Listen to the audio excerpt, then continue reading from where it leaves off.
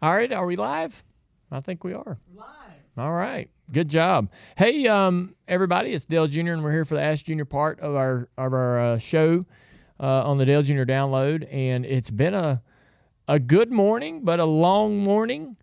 TJ was here earlier to talk about the race at Homestead. We had our winner Tyler Reddick call in, and we talked to him and saved a lot of the personal stories for the Ask Junior segment. We'll also run this on our Thursday DJD Reloaded if you want to catch it again. We talked to Ross Chastain today. He's our guest tomorrow for the guest segment of the Dale Jr. Download. And honestly, most of the times I come into this studio and it's an interview, right? You're going to ask somebody about their life and try to get through as much of that as you can in an hour and a half or so. But today, me and Ross just sat down and shot the shit. I mean, there really wasn't no other way to describe it. Didn't really dive into history lesson or anything like that. Just talked about what came next. And it was fun.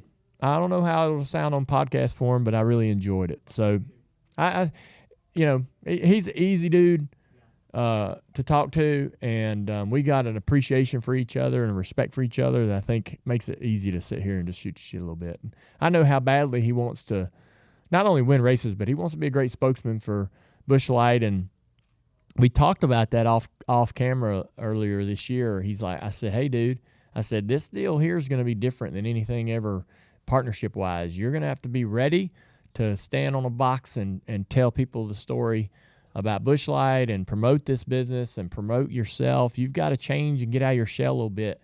He's like, I'm willing. I'm ready. I want to be that guy. I'm like, all right. The beer guys are all up front and center. And so you're going to be asked to get up front and center. So if that's uncomfortable, you better get used to it. But he's ready. And so anyways, before we kick off into our questions, I want to thank Xfinity Mobile. Xfinity Mobile customers now get exclusive access to Wi-Fi hotspots all across the country. And with its nationwide coverage, they're always going to come in with in a clutch situation. We're taking our phones everywhere we go. A lot of times, I'm consuming most of whatever I'm watching, sports or NASCAR, whatever, through these devices. Rarely are we sitting at home on the couch in front of the TV watching all this stuff anymore. And so Xfinity Mobile is the type of service that can give you that access and keep it coming. So thank you for Xfinity Mobile and Xfinity. They're a proud premier partner of NASCAR. Let's get to our questions. Yes, and the YouTube chat is already populating. Hello from Montana. Nice. It's very exciting. Hey, I was just there. Oh, yeah. Yeah. Great state. But this first question coming from Twitter, it's from Eric. What did your girls think of the relief concert on Saturday night? Yeah. The Combs Show in America. Well, first off, Luke texted me and he's like, hey, man, we're going to do this thing. He's like, I'd love you to come if you can, but they were looking for auction items. They put together an auction. So we gathered a lot of things together. One of the things I wanted to let everybody know, so when I go race the Bud car, I'm going to get some uniforms made. I'm going to use them for practice, qualifying, and the race. And one of those is going to go to this charitable initiative or this auction that they have. So either way, however it gets done, it might already be on the site for people to bid on. I'm not going to use the suit till the end of November, and then whoever wins this will get it. But that's going to be donated. We really enjoyed being a very tiny part of I was grateful he asked me to help throughout this whole process. I think all of us have been eager to find ways we can assist, however that may be. And so this was an easy ask. I would also say that we did decide to go. And we wanted to take our girls, and I can tell you we wanted to take them to the concert to see how they would enjoy a concert. And there's a good reason for that, because there's another concert that one of them may be going to that we wanted them. This would be a little nice test run. And Luke was going to play Luke wasn't going to go on till 9:40, so we weren't going to see Luke play. But we got to see Eric Church and a lot of things leading up to that. The girls were great. They were bouncing around a little bit and out of their seats because, I go to something, anything like that, I'm like, I'm in my seat. My seat's my seat. I shouldn't be running up and down the aisle. I shouldn't be bothering other people's experiences, right? But kids don't understand that. And so I'm trying to tell them, like, gotta stay in your seat. It's your seat. Can't go over there. You can't mess with that person. That's a complete stranger. They want to watch the show. You can't ask them to play. Because they will. They go up to any female. Will you play with me? And I'm like, now ain't the time. And so, but they really had fun. It was fun to see them in that big environment around a lot of people. They hadn't really ever experienced anything like that. There was 80,000 or so people there. They raised over $24 million. Just incredible. Luke and his folks bringing all the people that they brought into that, Sheryl Crow and Eric Church and all of those things. So that was really cool. Luke ended up playing till 1 a.m. We left around 9. The other thing I wanted to say is I'm living in Charlotte. I'm around a lot of fans of the Panthers. A lot of my friends are fans of the Panthers. They give Tepper a hard time. But say what you will, man. The guy lent the stadium, the concessions. I think I've started to see other people starting to post about this on social media. And so it's good to see people get that credit to be able to make that event. That event's expensive to put together. And that allows them to really get all the money they can funneled toward the right places when it's a charitable initiative. That really helps when you get some of that stuff for free. So I thought that was really cool. And I'll be honest, I haven't been to the Panthers Stadium. I know it is used for other reasons as well as soccer team and sports in a concert. It's a clean stadium. I was talking to Luke about that. He's like, man, this place is amazing. He's talking to Tepper, and Tepper's like, man, I just want the team to be as good as this place looks. He's like, I want people to really enjoy it. Him trying to make the stadium as good as they can make it, and they just want the performance on the field. He badly wants it to succeed. But anyways, back to the concert. We're sitting there, and we were having a great time, and all of a sudden, Amy had this really shocked look on her face. And at first I thought something was wrong. But she was like, and like looked at me, and she goes, Randy Travis. Oh, yeah. And he was sitting right behind us. Oh, wow. That's awesome. And I turned and looked, and I'm like, it damn sure is. So he was with y'all up there. Yes. Just part of the crowd. Just sit there. And wow. he hung out for probably 30 minutes. He's sharp. His mind's good. Mm-hmm. He speaks very softly, quietly, but he was enjoying the music, bobbing along, and I can't go anywhere without people like going, holy cow, it's Randy Travis. That was the loudest I heard the stadium all night was when they brought him on stage. So we missed that. So cool. Yeah. Gosh, what a moment. Yeah. And so he was up there with us for earlier in the night, and wow. Amy got to talk to him, and I said, man, what an honor to be in near you. It's heard him. I just told him I was very honored and thankful. That was really, really cool. I texted Luke, and I was like, a little heads up would have been nice. Thanks, buddy. Yeah.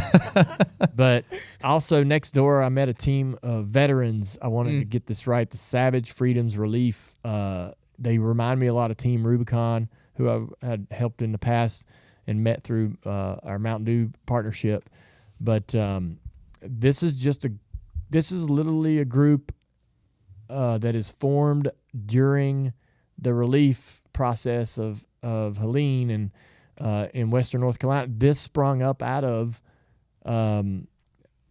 so basically there's the veteran military network there's this unique way that they all sort of can communicate and hear from each other. And it might be like a chain where one says, hey, I'm going to go do something over here. And his buddy hears it. And that guy hears it. And his buddy hears it. And they just show up. And I was asking them, we had a little break in the concert, and I was out in the lobby, and I was like, how do y'all organize this? And he's like, this guy's like, well, I heard he was going, so I was damn sure going. And this other guy's like, yeah, I heard it from this guy. And so, and I and they just, it's like, I heard the call and I answered the door, and they drop everything they're doing. And he's like, we're there till we're done. Whenever that is. It's amazing. Yeah. And so they've created this Savage Freedoms Relief project right out of this, these past month or two. This has sort of sprung up, and now they're all motivated to like continue it to the next necessary event. And they were great. But we had a good time. We got home, and I just was thankful. It was a very emotional. You guys were there. Yeah. It was very emotional in many moments. You could feel that a lot of people were glad to be there, to be supporting the cause, and they were absolutely, completely happy with all the effort that was being put together, and how their money would. They knew you just felt like, man, this is an easy yes. This is absolutely going to go to the right place.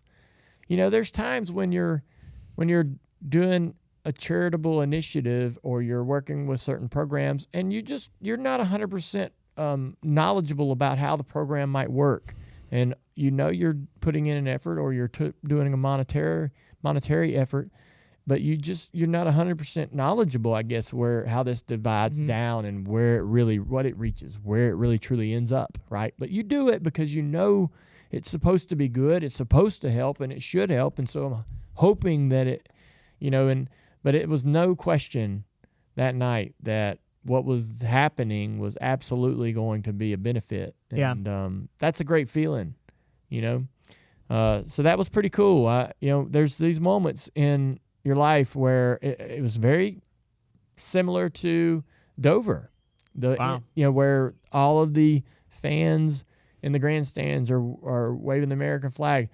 It was a giant venue.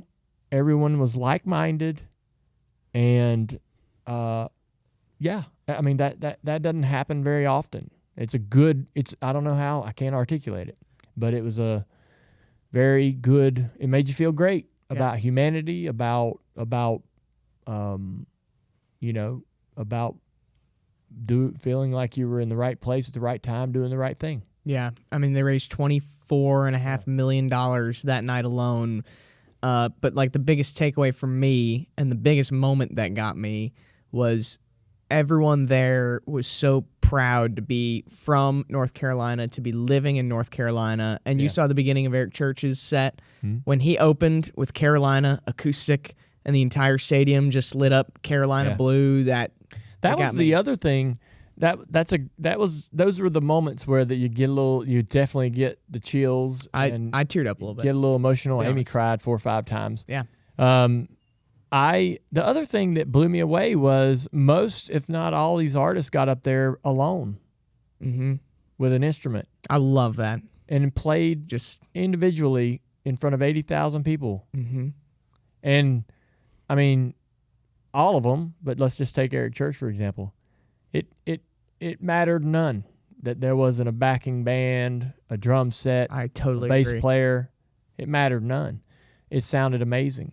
And he hit, they know how to play a set stripped down like that, and for it to resonate and sound as amazing as it did, and you didn't miss the band, which is really hard to do. I think it made the moment bigger. I agree. Yeah, pretty remarkable that 80-something thousand people can have something that's so intimate. It's like, I don't know. I wasn't there. I wish I would have been, but everything I saw was just, I don't know. It makes you feel proud. Like you said, everybody was on the same side. Yeah. That's just a nice and that's a great way. Any Everybody's point on the same side. right. And any point of time, there's tons of things to argue about, but for one night, everybody kind of came together. Yeah. And that was beautiful. 100%. The next day, we got up and got on an airplane and went to Washington. Yeah, and hold on. I want you to talk about this, but I want to Yeah. give credit to someone who's asking it. All right, So they let's know do it. that their question was asked. But Tyler Wilson on Facebook asks, how was the game the next day? That's great. So I'm wearing. I ain't got my jersey on. Where is it? I folded it up over here. I wore this earlier, and I wanted to let everybody know. So I wore this on the first half of today's show, Tuesday's show. Dexter Manley. He was a defensive lineman, defensive end in the late '80s and early '90s, and one of the many players from that era. There were so many players that I could name that were just fun to watch, and he was a menace, man. He was he got you the sack when you needed it. One of them players that you just knew when got to get a stop, and he's the one that got it, and he dominated. But I've been a fan since '82, and it's been tough. There's been some good times, but some tough times. We got a great new quarterback, Jaden Daniels, and we've had great new quarterbacks before. So you temper your expectations or your excitement. You don't temper your expectations; they're always high, but you temper your excitement around it a little bit. And you're hoping, I guess, the best case scenario is that that everyone can stay healthy, everyone, right? Not just Jaden, but that the team can stay healthy, not to be successful, but just to have a great productive year and future.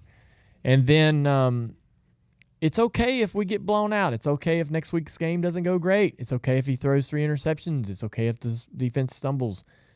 We've lived it. We've understood that. That is absolutely something that we can deal with. But it seems like that with all new ownership, all new coaching, and literally almost an entirely new team, they flipped this thing in overnight. Usually these builds take a while, but they've really got some great momentum and have turned it into a productive, fun team to watch. And so I hadn't been to a game since 2019. We went to one every year for about 4 or 5 years there, and then when COVID came, we kind of shut everything. Everybody changed everything about life. But it was fun, man. They said, "Hey, you want to meet the coach?" Absolutely. Hey, gonna meet Josh Harris, the owner? Absolutely. They did ask me to wave a flag, so they got this flag and it says "Raise Hell," which I think is awesome, right? Because everybody says "Raise Hell, Praise Dale," right? So they've adopted "Raise Hell," but it's Hail, Hail, and because that's part of their fight song. And so this is a new thing I think they're doing this year. And last week they had Mark Rippon, which is one of the quarterbacks from the '91 Super Bowl, go out, and they wave this flag, kind of firing up the fans right before the team comes out. And they said, "Hey, man, you want to wave the flag?" I was like, "I don't." I was like, I love seeing that former player out there waving that flag. The franchise had such a tough time, and with the name change and everything, all of that really kind of separated or distanced a lot of the alumni from the organization. They might not have felt welcome or felt, didn't know if they were invited to be part of it, right? And at least that's some of the messaging that I was hearing at the game. Last week, the week before we went, they had 200 former players attend Darryl Green's jersey retirement.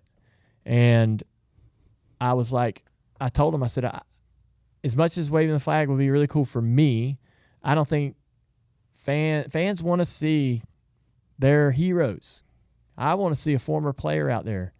And so I said politely, I just would rather watch the game. I got my wife. I want to have this great experience with her. And wherever we're sitting, the hospitality we have low we don't expect anything. We're just going to go and have fun and watch it. And meeting the owner and the coach would be really cool.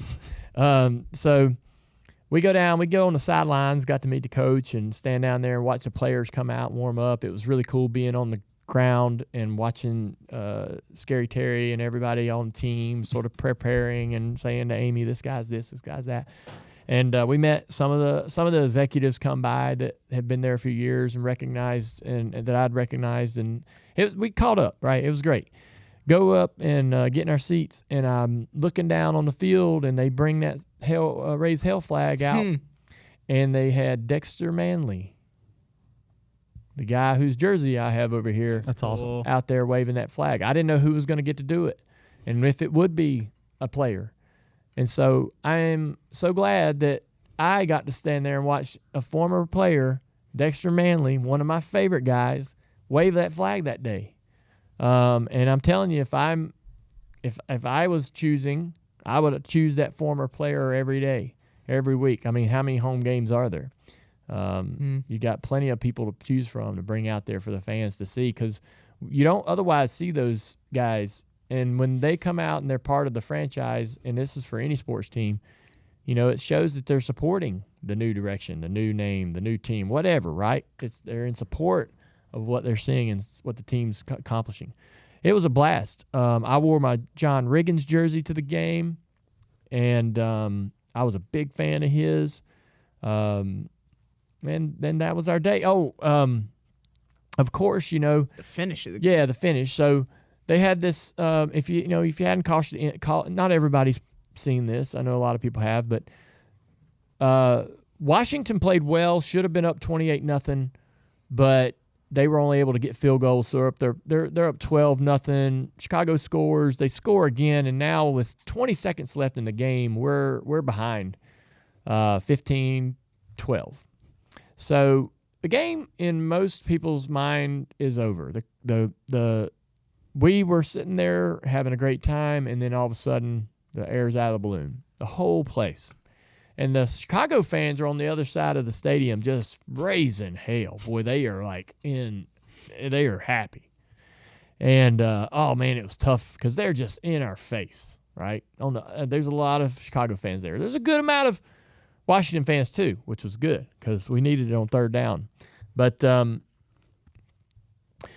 they get down there, and they threw an out pass to Terry at the 50-yard line, and we got 3 seconds left or so on the clock or whatever it was, and I thought, well, we don't have time to try to get inside field goal range, no timeouts or anything left, so it's pretty much over. I don't know how much effort they'll put into this final play, and even if Jaden can get the ball down there, wasn't aware of how much arm strength he had, so it was a pretty good toss. So right before the play starts, just out of the corner of my eye, I didn't really think nothing of it because I didn't know what the outcome would be.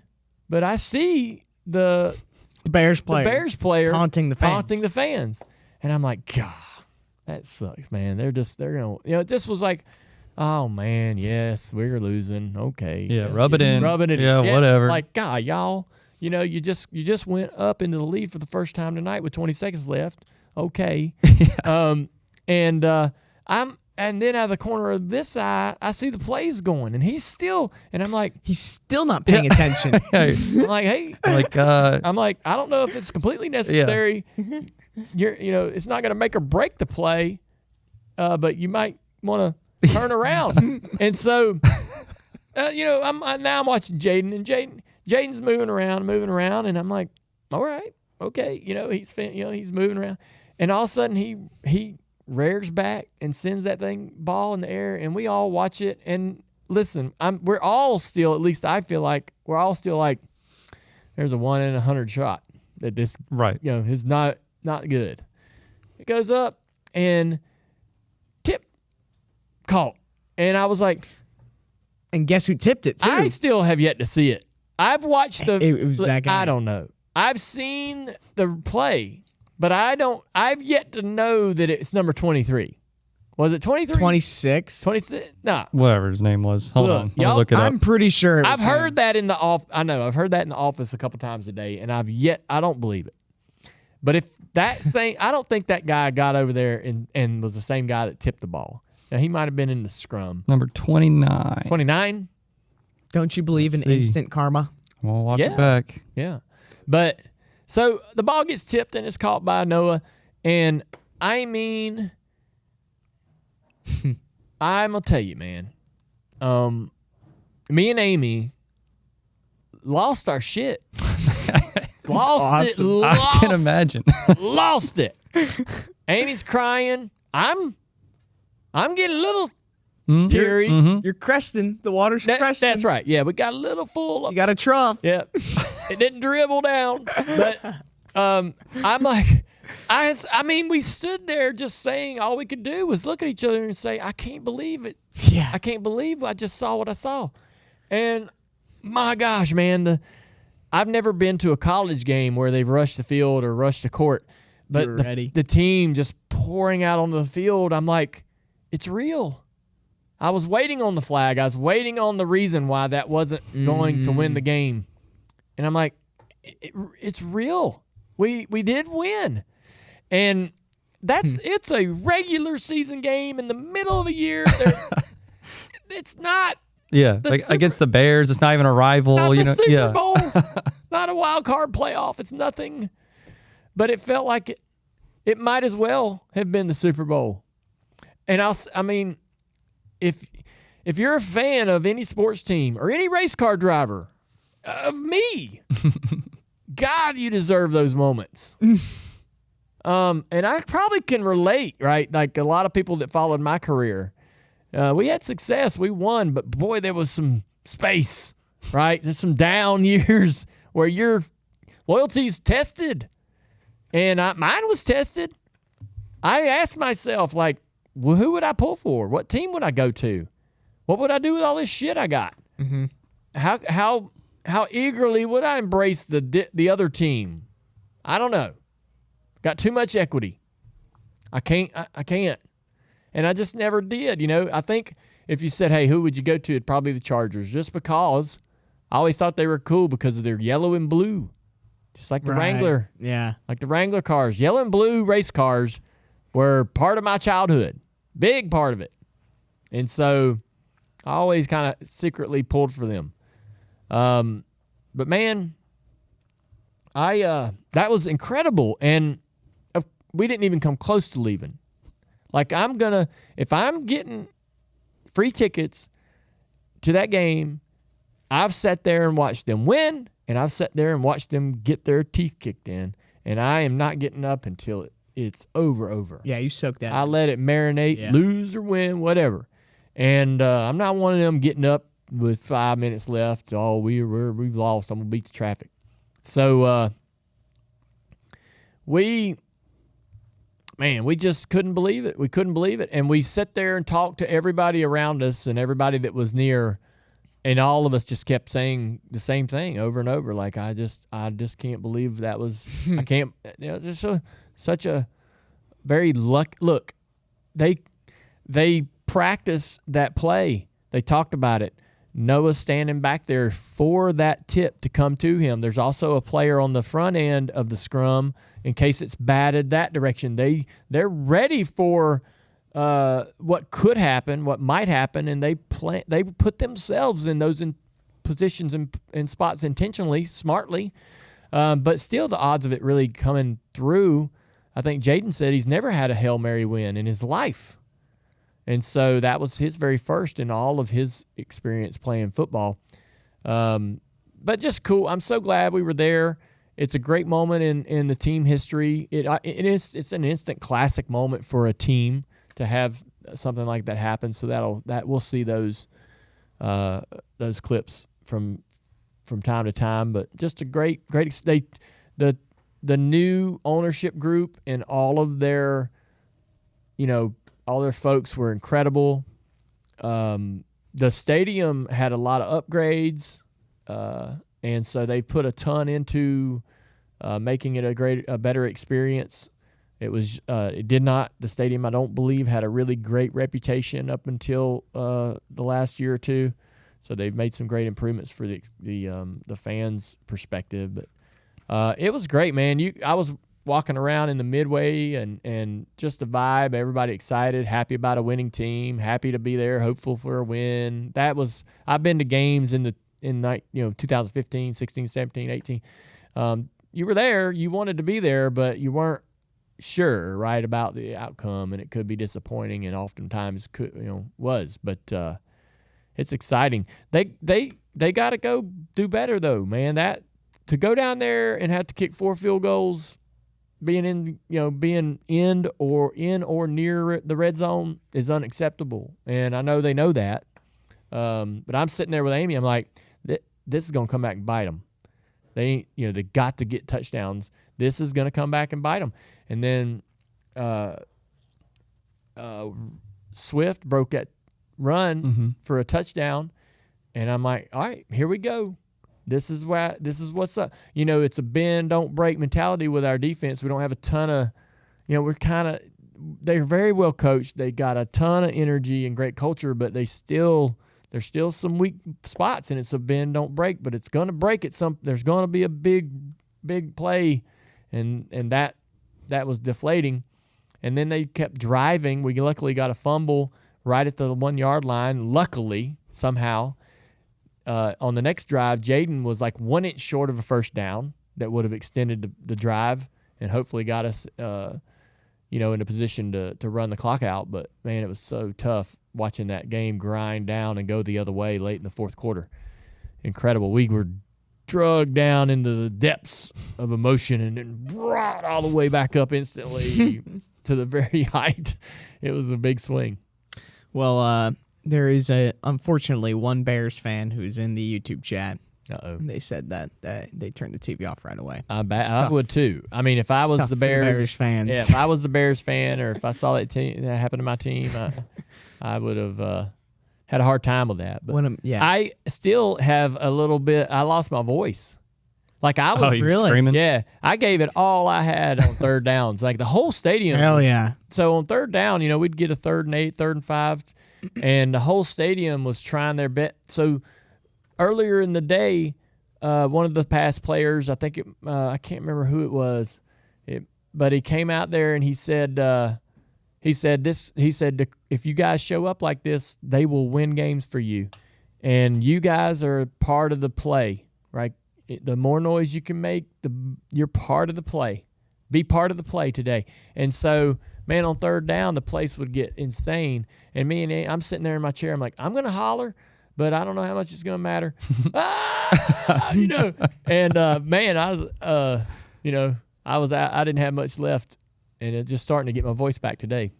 That's good. Yeah. Going full tilt. That is a good place to end Ask Junior this week. I know we only got 2 questions. I marked a lot of the questions down that I saw on the YouTube chat and Twitter and Facebook that are going to be good for the weeks to come. So stay tuned.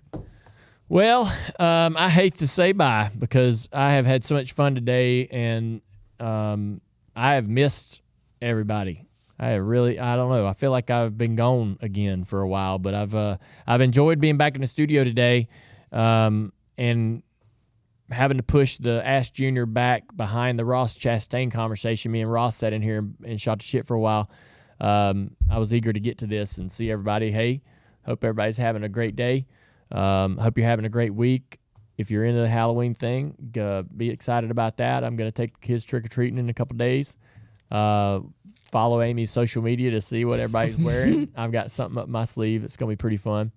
Thank you, Xfinity Mobile, for supporting the Ask Junior segment. Xfinity Mobile has Wi-Fi hotspots all across the nation, giving you that free access and coming in clutch in those moments when you're trying to watch the race and you're in the middle of a transit to another location or whatever it may be, and you're trying to keep up with your football team and whatever's going on that final drive.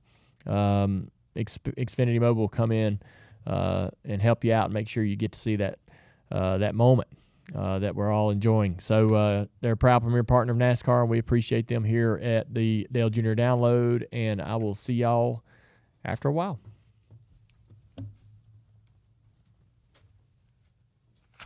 Clear. Oh, clear.